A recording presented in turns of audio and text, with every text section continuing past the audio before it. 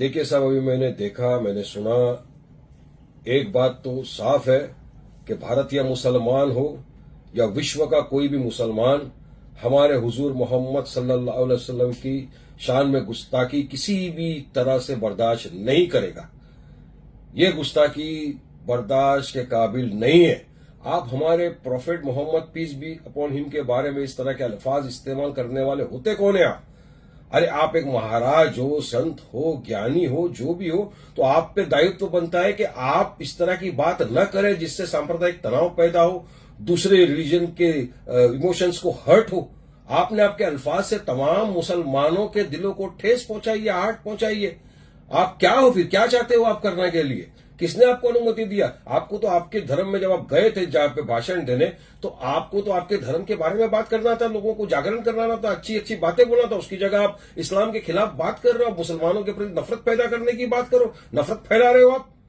इसी तरह हमारे मुफ्ती सलमान अजहरी साहब ने एक मर्तबा किसी धर्म विषय का नाम लिए बिना कुछ बोल दिया था जिससे किसी की सेंटीमेंट्स को हर्ट भी नहीं हुआ, तब भी उनके खिलाफ एफआईआर कर दिया। सलमान अजहरी साहब आज भी गुजरात की जेल में बंद है, उनकी बेल भी नहीं हो रही, रिजेक्ट हो रही। तो आपके प्रति इतनी सहानुभूति क्यों दिखा रही है पुलिस? अभी हमारे जो महाराष्ट्र के एक्स एमपी है इम्तियाज भाई, उन्होंने उलेमाओं के साथ मिलकर वो औरंगाबाद में गए, कमिश्नर को मिले, आवेदन दिया है, उन्होंने वहां पे एक निवेदन पेश किया है कि आप इसके खिलाफ सख्त कार्रवाई करें।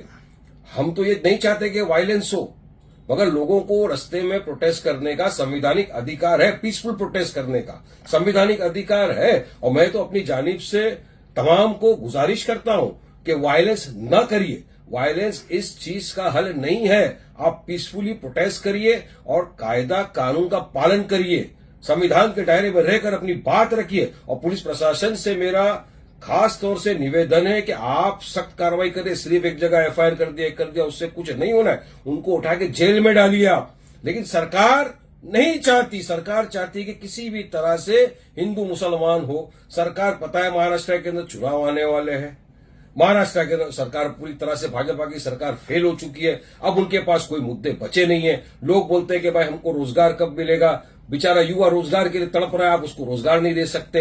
डेवलपमेंट के नाम के ऊपर आपके पास कोई चीज नहीं है। तो लोगों का इस तमाम चीज से ध्यान भटकाने के लिए आप सिर्फ और सिर्फ बीजेपी वाले तुष्टीकरण की और पोलराइजेशन की राजनीति करना जानते हैं। ये यही करना चाहते हैं। ये चाहते हैं कि इस तरह के भड़काऊ भाषण दिए जाए, मुसलमान रस्ते पे आए, फिर आपकी गोली का निशान तो मुसलमान का सीना ही बनेगा ना। आप तो मुसलमान को ही गोली मारने वाले हो। तो मेरी तो दरखास्त है कि मत उतरिए, प्रोटेस्ट करिए लीगल वे में, संविधान के दायरे में रहकर। और इनकी शरारत देखिए कैसी होती है।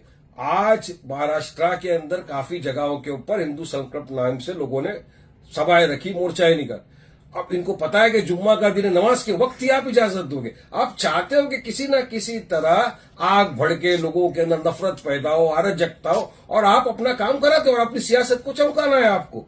मगर देश की जनता समझ गई है भाजपा की अब ये पोलराइजेशन की, तुष्टीकरण की राजनीति नहीं चलेगी। लोग थक गए हैं आप लोगों की इस बात से। मेरा आखिरी में बस सिर्फ इतना बोलना है पुलिस प्रशासन से कि आप इस तरह का एफआईआर नहीं, हर जगह एफआईआर होना चाहिए उनके खिलाफ और उनको अंदर डालना चाहिए जेल में। तब एक मैसेज जाएगा कि जो भी इस तरह के भड़काऊ भाषण देगा, हिंदू मुसलमान कराने की बात करेगा या किसी के धर्म को ठेस पहुंचाने की बात करेगा, तो प्रशासन सख्त कार्रवाई करेगी, जैसा आपने सलमान अजहरी के खिलाफ बिना कुछ किया है। तो इनके खिलाफ उससे ज्यादा कड़क कार्रवाई होनी चाहिए। ये मेरी सरकार से निवेदन है।